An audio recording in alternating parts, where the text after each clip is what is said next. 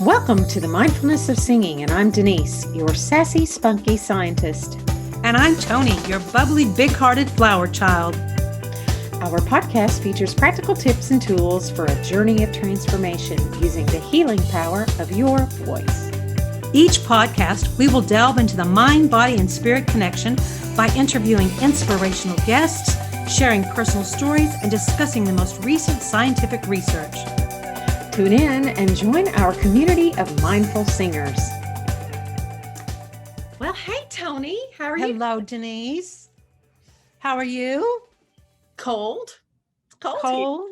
Yeah, that's what I have on my fuzzy. I see that. Oh, yeah. All right. And my husband likes to keep the air down, so which is better for us, right? It is less dry. No, it's better. We keep it down too. So yep, make the voice and nose less dry so that you don't catch colds or viruses either. And also just better for the entire respiratory system not to have that dry heat on all the time. And most people's heaters aren't clean. Just notice. Or if you make the mistake I did and run a humidifier all the time and don't clean it and get an infection that way. So yes. So turn the heat down and bundle up. Even if you think, gosh, my air purifier doesn't have a filter, you still have to clean it. You still have to run some white vinegar and water through it, distilled water and white vinegar through it every couple of days or so, just to make sure you get black mold buildup.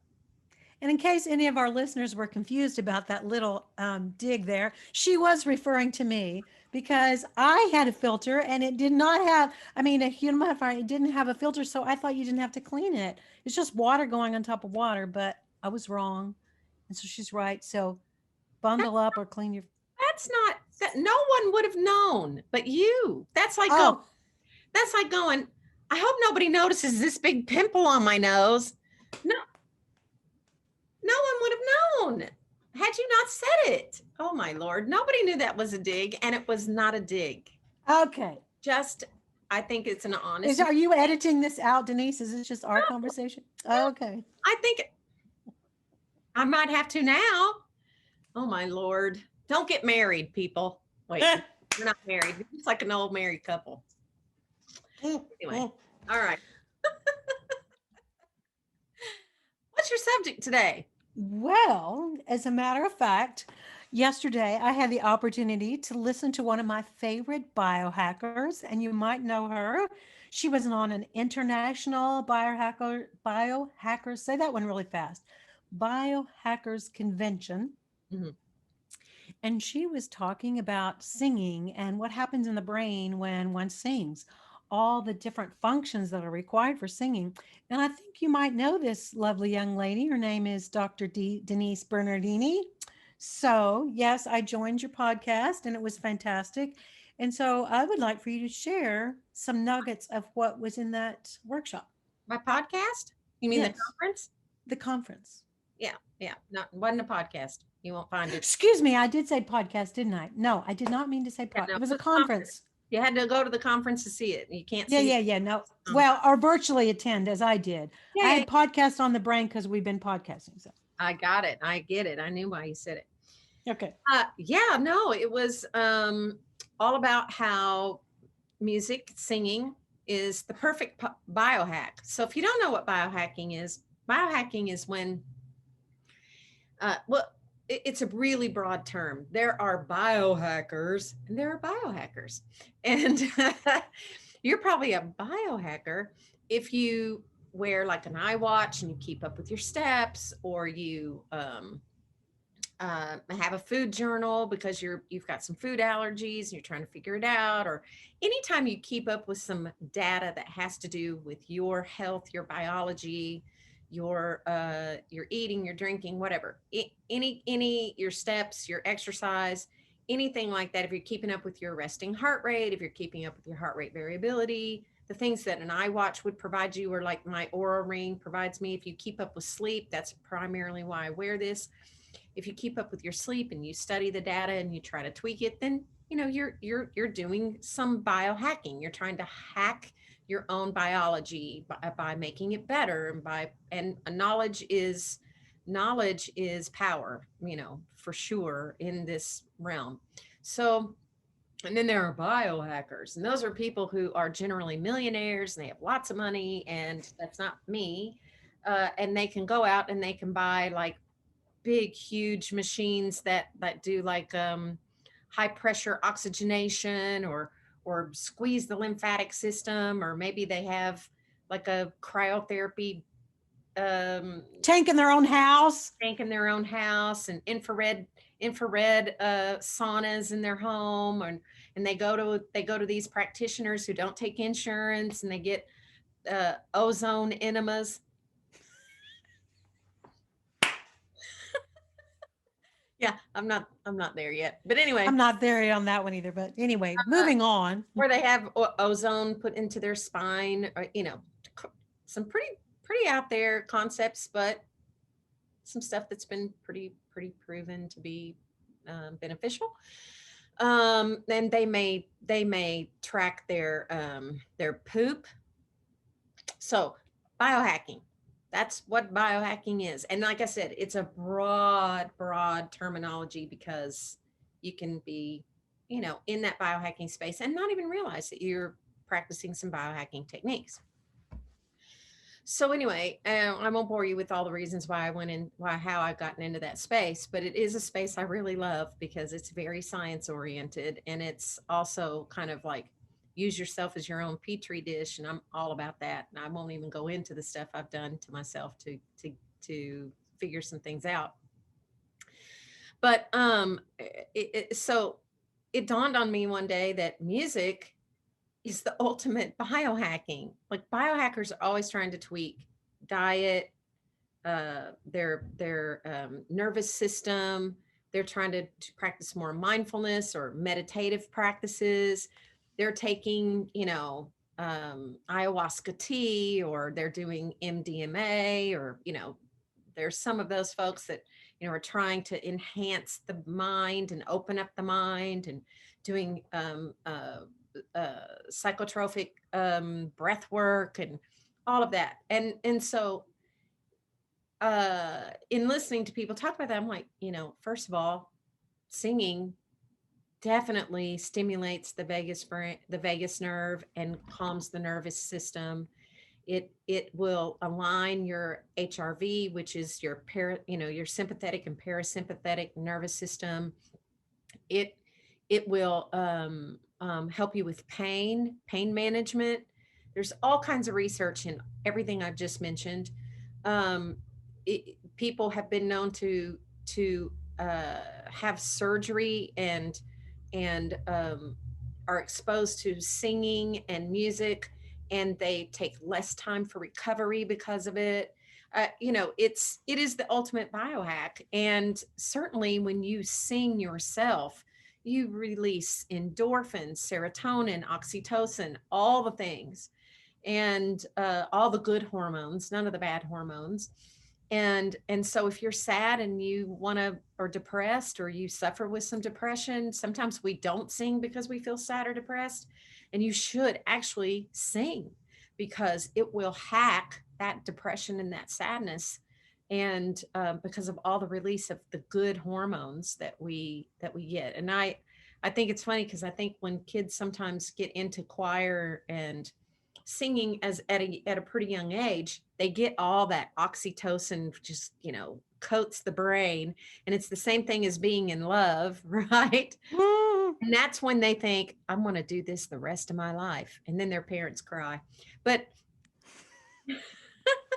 and that's why the parents don't get it, because they haven't sung, they don't know, they haven't had that oxytocin experience of having all these great hormones pulsing through their veins, that when a kid first begins to sing and falls in love with it, and the bug bites them, so to speak, we call it, they've been bitten by the bug. But then also, when you add that to something like a breath work, which is what breath work, come on, singers, Wim Hof, if you know who Wim Hof is, he's got nothing on singers. Singers are constantly taking air in and prolonging the exhale. It's what we do. And doing that sort of breath work along with some singing is hugely beneficial and can biohack so many things. So yeah, the talk I gave was all about that and all about how if you want to biohack and the ultimate biohack, sing. Anybody can sing. It's free. You don't have to go buy a $7,000 cryotherapy chamber for your house. Just sing. It's free. It's within you. You don't even have to be a good singer. You don't even have to be a trained singer. All you have to do is have two vocal folds that come together and vibrate, and you've got a great biohack. That's beautiful. Very well said. Very well Thanks. said. That was a lot. That's all right. That's good. Yeah. So, what else? That's all I have for today because I want us to get to our wonderful guest. Yeah, I'm excited about this one. I have no idea what to expect because this is somebody you know. I don't know her. Yeah. And but I know you love all that woo-woo stuff. And I'm starting to come around. So I I'm excited. I can't wait to hear it and talk Okay. to her. All right. Well, Denise, I'm so excited to welcome our next guest. We're going to have a great time. Her name is Denise Mihalik, and I'm going to give you just a few brief pointers about her. She is a certified sound healing practitioner. She's a voice teacher, a yoga and yoga voice instructor, a classical singer, a kirtanya and bhakti yoga practitioner, and an all around beautiful, dynamic, lovely lady. So let's bring her on.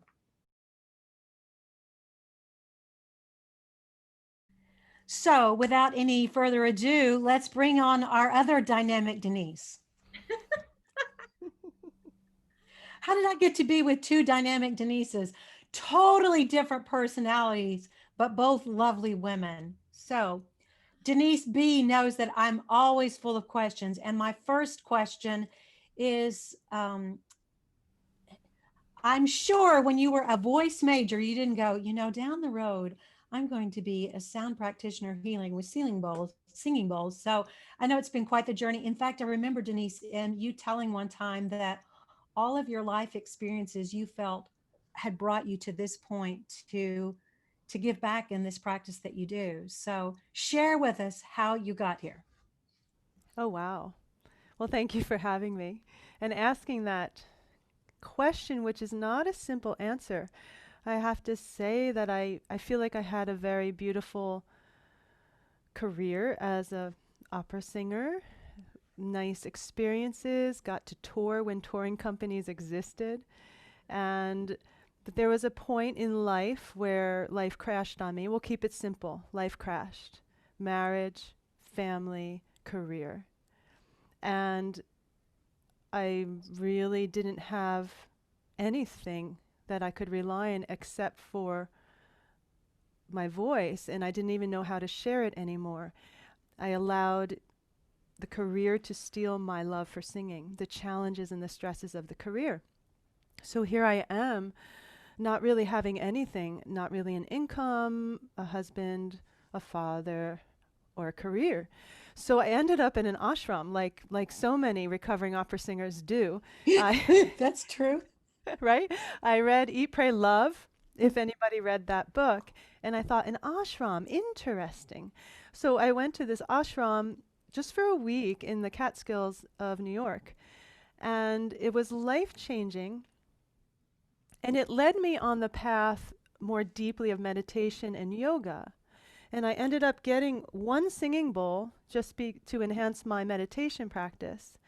And life led me to years later to meet who became my sound healing teacher. And so he came to a yoga studio in Madison and was presenting this sound healing concert. And from my perspective, I thought, oh, interesting. What is a sound healing concert?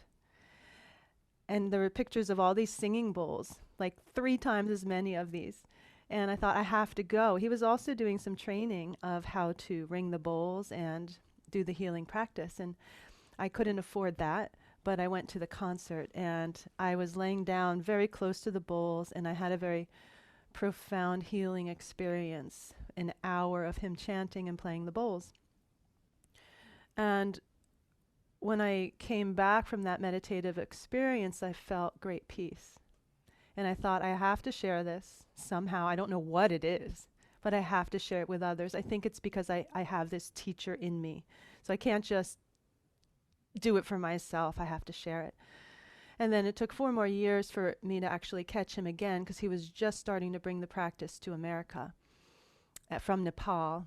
And once the training finally happened, I just was sitting with these bowls, so elated. And that's that moment you mentioned of all of my musical training is meant to be here and ring a bowl.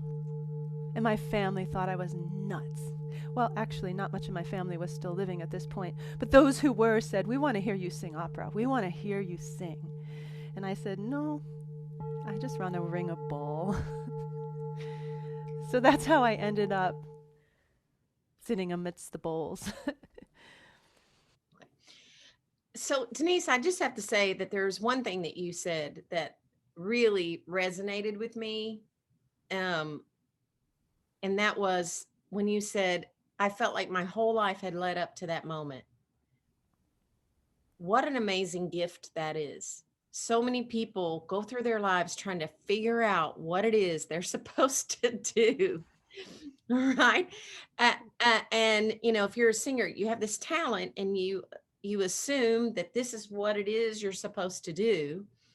And it's really hard to walk away from a gift such as a talent, a musical talent, a musical genius, if you will.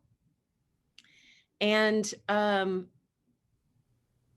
don't know, that just really struck me. I think it's an amazing, and I'm sure you realize what a gift that is, that you had this experience where you were like, oh my gosh, this is what I was made for. And so many people go through their lives looking for that. And I just, I just wanted to point out that that's an amazing, amazing statement and an amazing gift to just know that this is what your whole life is led up to. That's pretty powerful. That is And true. if I can add on to that, it sounds all wine and roses in a sense, but it's also a crisis of sorts, because you may have gone through this. I went through the crisis of, I am an opera singer. And then, okay, if I'm not, then who am I? All right, Right. now, okay, I'm a singing bowl practitioner and meditator, but there's a part of me that misses singing that opera aria. And so every once in a while I'll get to that piano and I'll just wail, some Rossini, and think, wow, so there's still a pull. But I found people, when I started this tradition, people said, you need to sing with these bowls. Oh, yeah. And the harmonics are so profound to me with all of my training. Mhm. I still can't comprehend them. Sometimes I can't even hear the root pitch I'm supposed to be singing. And so learning to sing with these bowls, particularly sort of in an Eastern tradition, has been another journey. And so it's not just sitting and ringing the bowls, it's also finding my new voice in the yogic tradition. Mhm. Mhm. So it's not been as, it's been, oh, thank you. Now what? Right. What, and you saying that it wasn't all wine and roses, that process. Often I think when you discover this is what I was born for, this is what my whole life led up to, it's like a birth.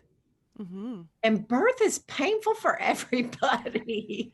It's painful for your mother, it's painful for you. I mean, it's painful, right? So when you have that moment, not only is it going to be painful for you, but it's going to be painful for your family who have created this story about you, right? And have this narrative that you're supposed to fit and you don't fit it anymore. And now they're like, oh my God.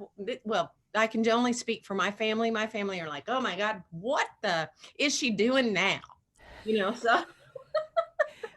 So That is so true. And even my friends are like, I swear to God, I wish this woman would calm the down. Would she please? So I totally get that. You have these moments where that you feel like this is something you're supposed to do. It's like a birth. It's painful, but it's also painful for everybody else. And it would be so much easier to just go, okay, yeah, I'll stay in my lane. Don't stay in your lane. Don't stay in your lane. Get out of your lane. Do something awesome.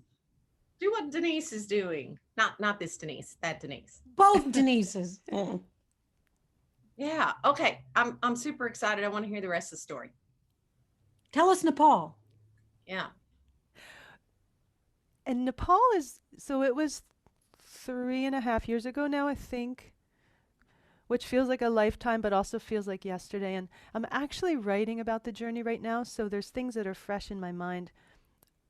It's almost like a memoir. It has to come out on paper. So the picture that, Tony, you were referring to was me sitting actually on our first full day in Nepal. And this was a pilgrimage with my teacher, Suren Shrestha, who teaches this beautiful tradition, and he's from Nepal. And we were on journey to go to his home village of Kanbari for the Festival of the Dead, Gai Jatra Festival. And so we went to this very sacred Pashupati, as they say it, or Pashupati temple before in Kathmandu. And so we had an opening ceremony with a hired, not a shaman, but a hired priest, I guess, at the temple. So a temple in Nepal or India is not just a building, it's a whole community. So there's a whole village built around the temple. So I'll call it the temple city. And we weren't allowed in the actual sacred temple because we were not Hindu, and I guess that's basically the main reason. We're just not practicing Hindu. And it's not that my teacher is Hindu or Buddhist or anything. It's just that we wanted to journey to this temple. So we were on the grounds and we had this sacred ceremony by this priest, and it was to bless our trip. And before that, my teacher said, everybody pick a number out of a hat. And there were enough temple visits through our 3-week journey in Nepal that each of us specifically were going to have a very special ceremony in a temple on the journey. And I so happened to pick number 1. So this was my very special ceremony geared toward blessing the whole group as a welcome, but also to me. And I don't really know what happened, but we were having, at the end of the ceremony, each person on the pilgrimage, even though I didn't know everyone well, came up and blessed you. And there's a little bit of powder they put on your head, and they say something nice to you. And the blessing of everyone saying something nice, even like, I don't know you, but you have a sweet spirit. And this was the time, if you can remember, when we could hug people and be in people's faces. And so with each of those blessings, and by the time they got to my teacher's wife and my teacher, I was crying like a baby. I've just a dream that I didn't even know I had. I'm sitting in Nepal at one of the most sacred temples, even to India, being blessed by all these people. How did that happen? And so someone captured, I have several pictures, but someone captured, so they shower you with flowers and you have the powder on your head, and there was fire, that fire on my head. And I would say it signifies an open crown. So the crown energy center chakra, that gold. I didn't know of it, but when my friend sent it to me several weeks after we returned, it was just incredible. So I guess you could say that was my spirit radiating connection, bliss, and beauty. Wow. It's beautiful. I think I'll print it as inspiration and hang you on my bulletin board just as a reminder that we all have that light inside of us, but we can't necessarily see it, and some people do. And that's beautiful. How many times have you been to India total? I think I've been to India 4 times and Nepal once. And tell us how you got your singing bowls and who they honor in your life, how that came about. Oh, Well, it so happens that when I was able to do the training, I think it was in an April month, my mother had passed in December very suddenly. And I ended up going to India for the first time in January. So there was just this whole snowball of everything happened at once. My mother, my rock, I'm actually in my house that I grew up in here in this living room.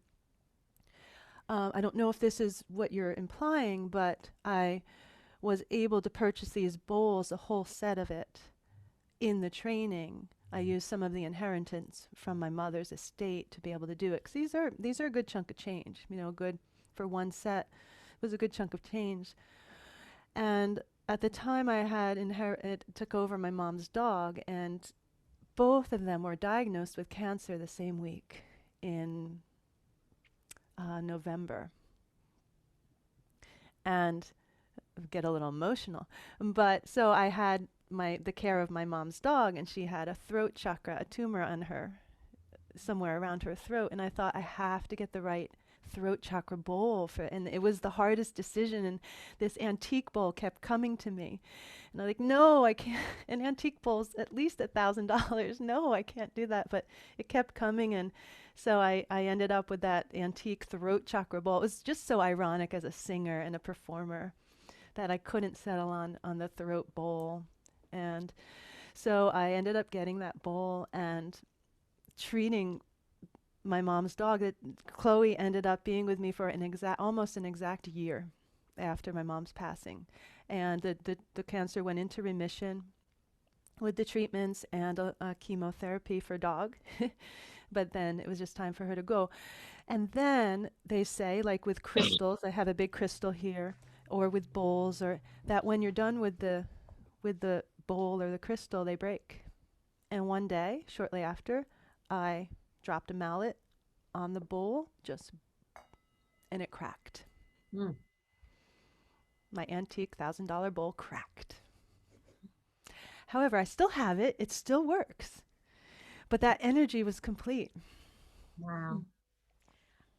I just always think it's cool to think of, it makes me kind of verklempt too, to think of your mom's presence and resonance still ringing out in your life in this way that she gave you an offering and a gift to get these beautiful, expensive bowls. I just think it's a beautiful. Y'all have to quit, or the makeup that I spent all morning doing for this show is going to be down my face. Well, sorry, I told you she was lovely, Denise. Oh my Isn't she? Wow. The irony is that my mom had a hard time accepting, like when I went to the ashram for the first time, this was, in a sense, she would joke and say, "Are you going back to the cult?" Oh. And it was a joke, but I know that she was threatened by my new path. Yeah. Many of my people were. Sure. And We can relate. She was scared that I was going to India. India? That wasn't on our radar at all. And she passed, and I had canceled the trip when she got ill, when we learned of her illness, because, she was diagnosed just before Thanksgiving, and then she passed away on New Year's Day. An India trip was like January 11th or something, so I had canceled it, my first trip. But then when she passed, everybody said, go. We'll watch Chloe, just go. And so I went, and so something that my mom couldn't comprehend in physical body, I really felt that she was with me on that first trip to India. And then these bowls, I don't think they think weird or cool on the other side, but so she was able to be with me in a way physically she never could have been. Mm-hmm. Now you're going to mess up my makeup. Well, if it makes you feel any better, my mother thought opera was a cult, so okay. How about that? Threw herself over the table when I told her I wanted to be an opera singer, because I come from a long lineage of evangelical pastors and ministers. And she threw herself over on the dining room table and said, "You can't do that. It's so immoral." Really? Yes. And I mean, she wouldn't be wrong, but still. So in her mind, I was joining the cult too. So, it's funny what our family and our parents pick up on, that is not normal for them or not part of their, again, their story, their There narration that too. they want to attach to you. And when you want to do something different that they don't really know anything about, it's so yeah, like you said, so threatening to them in some way. Hmm. Yeah. Um, Denise B knows I could ask lots of questions, but we want to have time and we don't want to hog all of Denise M's time. Is there anything you want to say before we ask her to bless us with the bowls? Anything you want to ask, Denise? I want to What? hear it. I'm so excited to hear it. And yeah, I want to hear what this is like. I met Denise because we both are certified yoga voice practitioners. And one of the things that Mark Moliterno, one of our previous guests on the podcast, one of the things that he treats us with in the training is a singing bowl concert with Denise at the end of the week. And it's always something that everyone really looks forward to. And this summer, I attended, even though I finished the course, just to audit, and Denise did it virtually, and it was still so powerful, both in presence and virtually. And Denise, before I do have two more questions, then we've got to let her play. Can you tell us your transition during this time to doing? I know it's been a journey for you to how to express the bowls through Zoom and all the platforms, and then I forgot the other one. Oh, a little bit. I know Denise B loves her science, so if you can share any of the science between about how the singing bowls, when they, you put them on someone's body and it resonates, the frequency, how it affects your body and all that. So if you could tell a little bit of that and your adjustment during COVID to having virtual concerts, and then bless us with your talents. Oh, absolutely. Well, the adjustment, I have to say, I never thought this would happen in this way or be effective. It so happens that I felt that inner guidance. I just say, if you hear that message of do something and you don't know why, and you know in your heart you have to do it. Because a year ago, I purchased all of this sound equipment, including speakers. It was quite a journey to find a speaker that could handle the frequency of the bowls. So a year ago, before all of this, I had all of this equipment sitting just in my closet. And I got back from this last trip to India in this January, and I looked at it and I said, I'm going to use you someday. I know, and again, it's a huge investment. I'm still paying off this equipment. I'm hoping this Wow. month is my last payment. I'm so excited. But anyway, I looked at it, I said, I'm going to use you, I know. And I thought I would use it for a live corporate event for about 100 people or something. And then COVID happens.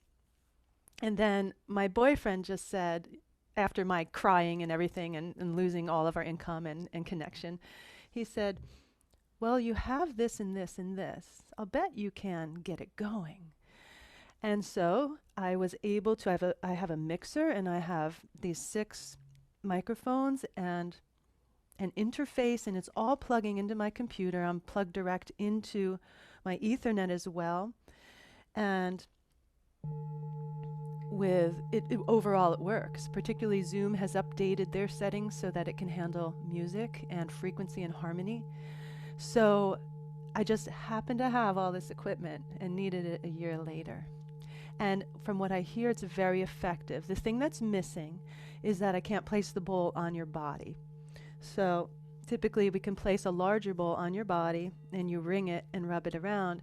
And it's very, for most people, 99.9%, it's very comforting and can be very healing. So the science of it, just key points. The vagus nerve is really important in this. The fascia. Fascia is said to be our chi network, our pranic network of communication. So how we listen, and then that we have these different layers of physical, emotional, mental, and spiritual. And so I feel this is very good preventive medicine in a sense. However, it has been known to help shrink and or get rid of major things like tumors or masses. This tradition, these protocols are really special that my teacher has brought us. It has helped sciatica, I've had people come in with a sinus infection for weeks and leave without it. That's cool. So there's been a lot of really nice healings, I guess you could say, without trying to sound like, be healed. Is that enough science, or do you want more? I mean, it's minimal science, not even science, but is that enough? It's great. I have sciatica, so play, will you? And hey, I do have one. Hey, Denise, do you, Yeah. what's the difference between the sonic resonance benefits of singing bowls versus tuning forks? Is that something you've delved into to explore the difference? I'm curious about Yeah, that. I have a few tuning forks, and I actually asked. So John Beaulieu is a wonderful tuning fork master and sound healer, one of the original sound healers, and he actually started with singing bowls. And so when I went to study with him for a weekend, I said, "Why did you ditch? I mean, these bowls are so cool." He even created his own line of tuning forks, and he said he pulled two out of his pocket, and he said, "This is why." You know, they're more portable and they're more universal. So sometimes when people see a singing bowl, they think religion or you're imposing something weird on me. But tuning forks are more universal. But sonically, that's oral. You really hear it. There is I don't have it here, but there's a tuning fork that you can place on the body that you can feel as well. But so they do the same thing. It's just different frequencies. I would say with the bowls, particularly the larger ones, you can just hear and feel the deeper fundamental, the deeper resonance. The tuning forks, even at a low pitch, it's, from my experience, just a little bit less in volume and less in feel, I guess. Yeah. That's great. That's a great answer. And can you tell us a little bit about what you're going to play? And should our listeners, when they listen to this podcast, is it beneficial for them to put on headsets, lie down? Do you have any protocol you'd like to tell people before they enjoy this little sound bath? Yeah. So classically, you can lie down. If you're seated, just feel supported. Find a comfortable seated posture. Mm-hmm. And you have to experiment. So the listeners can experiment with, it depends on what you're listening with. And so headsets can be beneficial, but sometimes depending on the quality of the headset, it might pick up the frequencies a little different, even a sound dock. So you just have to experiment a little bit. And fortunately, this will be a podcast that they can stop it and rewind and play it back. Find a comfortable seated or lying down posture. It'll be just a few minutes of demonstration, exploration, as I say. Just start to tune into your breath and the sound of the bowls.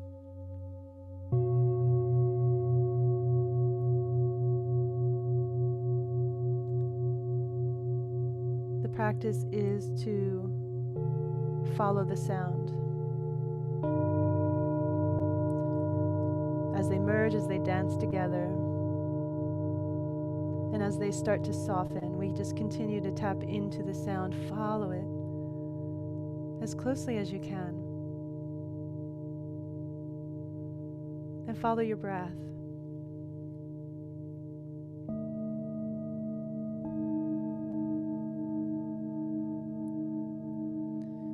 There are pitches for each chakra, and so I'll tune us through that, feeling your feet in your seat. You may or may not feel it in the specific chakra point.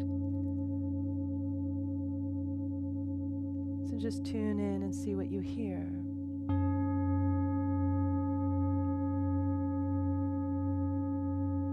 Noticing your feet.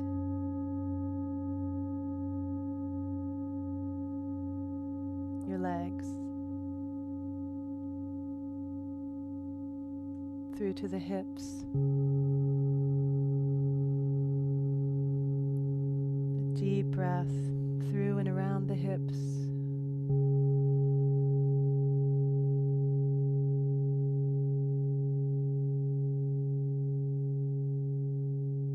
The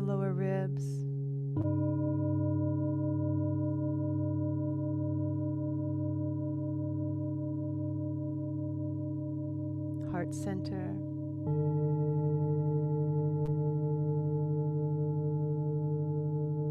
What can soften, loosen,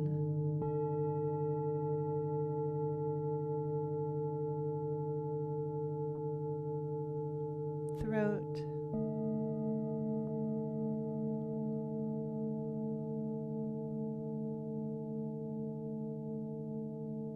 relax the jaw, tongue, open the ears,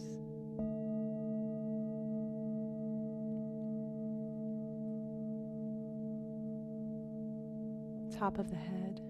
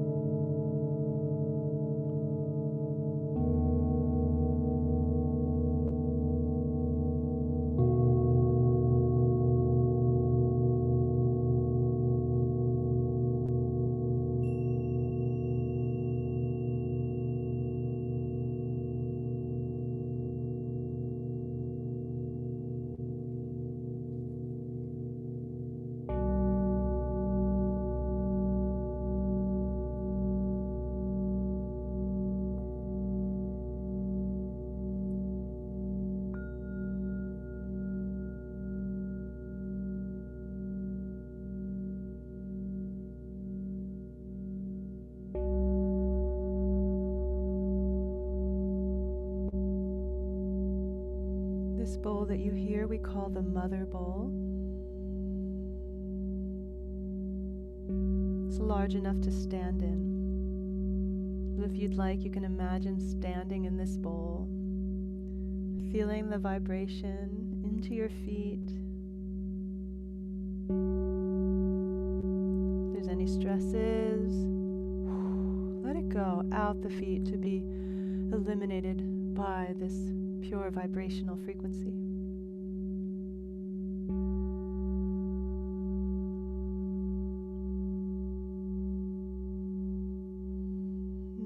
Receiving a lightness.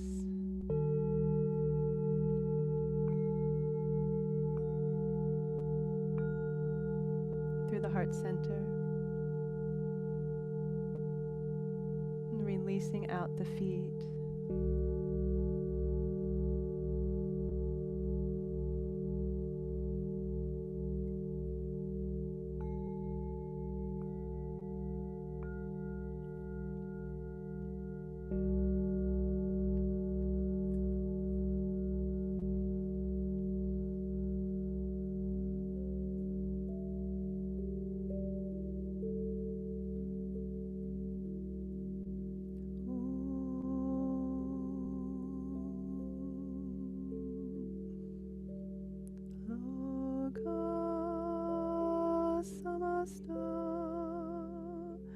Sukhino bhavantu.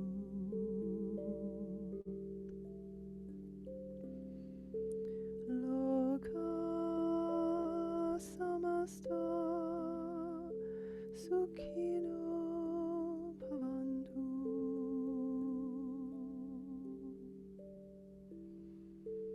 Loka samasta sukhino bhavantu.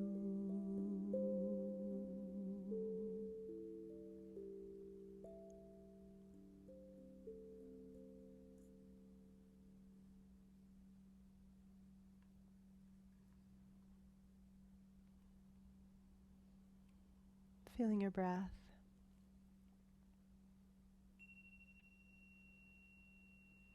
The sound of the bell drawing us to this moment. Clearing, opening, releasing.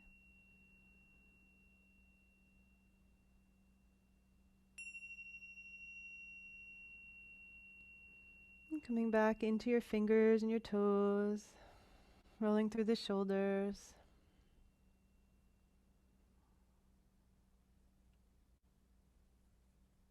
And as many listening will be singers, you can bring the palms together, rub the palms, create a little bit of friction and energy through the palms.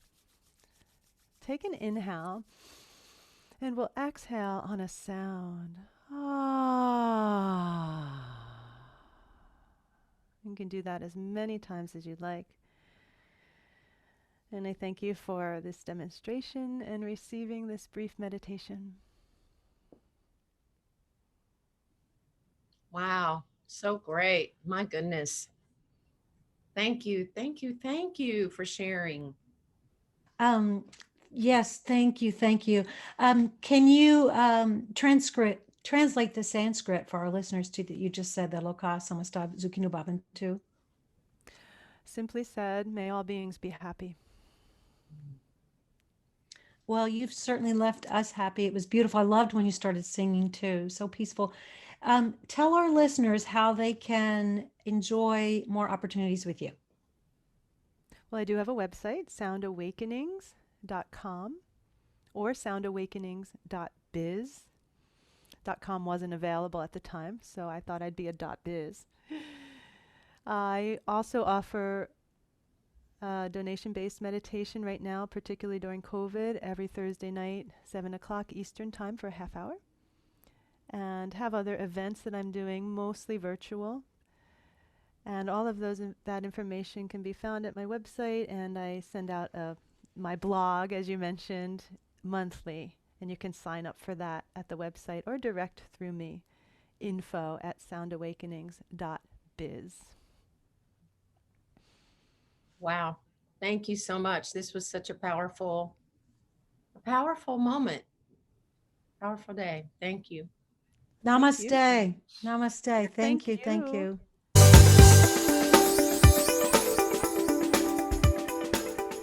Thank you so much for listening. We are very grateful that you joined us today. If you like this podcast, please subscribe, write a review, share it with a friend.